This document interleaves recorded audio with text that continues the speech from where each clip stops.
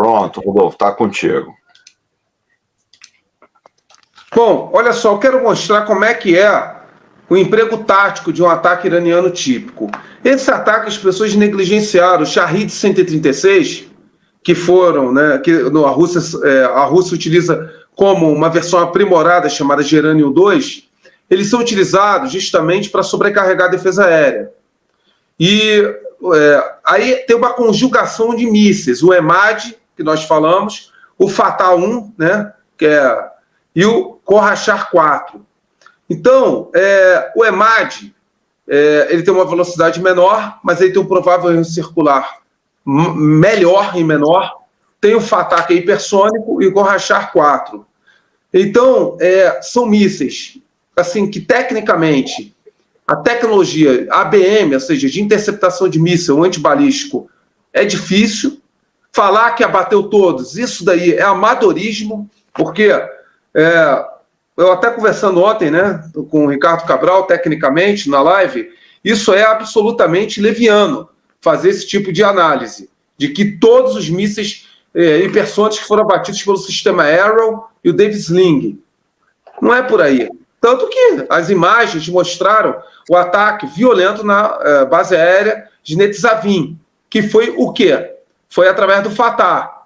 Foi através do Fatah e também do EMAD.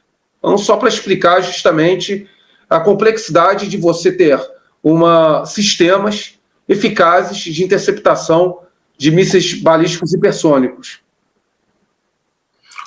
Mas sabe o que eu acho? Aqui fazendo um parênteses, vamos dar um like aí, pessoal. Que a imprensa mente tanto que acho que nem eles acreditam nisso. Não é possível, cara. Não é possível. A gente que trabalha anos com isso, você, eu, Cabral, a gente sabe que é impossível, que o pessoal sempre vara as defesas aéreas. Olha, eu vou contar a história para vocês, gente, que vocês não sabem. 2 generais comandantes da defesa aérea da Alemanha na Segunda Guerra meteram uma bala na cabeça. 2. Porque não conseguiam segurar os bombardeiros aliados, os americanos de dia e os ingleses à noite. Então, pessoal, essa história de que o sistema é eficiente, pô, balela, cara. Balela. Vamos lá, vamos ao próximo aí. Vamos dar um like, gente. Vou colocar o ataque de ontem, ele foi até certo ponto muito demonstrativo. Ele não foi um ataque voltado, por exemplo, para estabelecer uma destruição maciça de infraestrutura crítica, como usinas termoelétricas, pontes, grandes povoados, grandes concentrações.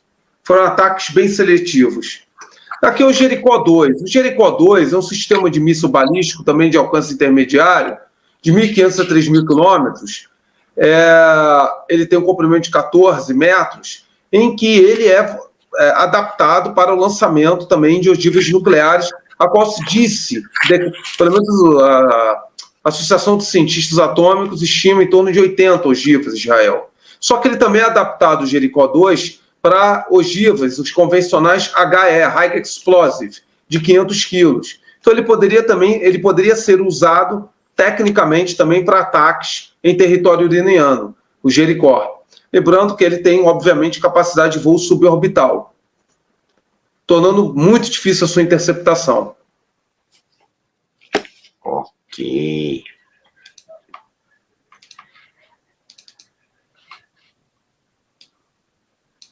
Então, é importante nós termos sobriedade de análise, de analisar os pontos fortes e fracos de cada força beligerante, sem paixão, porque não dá para ter paixão numa análise geopolítica. Não tem condição, né, de você fazer certas torcidas. Aí é só para rapidinho. Rodolfo. O que a gente vê do pessoal. Você lembra quando começou o Kursk? O pessoal estava histérico. Histérico. Ninguém fala mais nada. As nossas análises, na primeira live que eu fiz aqui, teve comentário de Troller, e fundamentalmente nós fizemos uma segunda revisional, e tudo que a gente analisou está não apenas se corroborando, mas tendo ainda informações mais complementares que reforçam a nossa análise toda, lá de Kursk. E, né, as pessoas achando que ali era o colapso, que o Kremlin ia desestabilizar, que o Putin ia ficar encurralado, enfim, que iria deslocar forças russas de um setor para o outro, não deu em nada.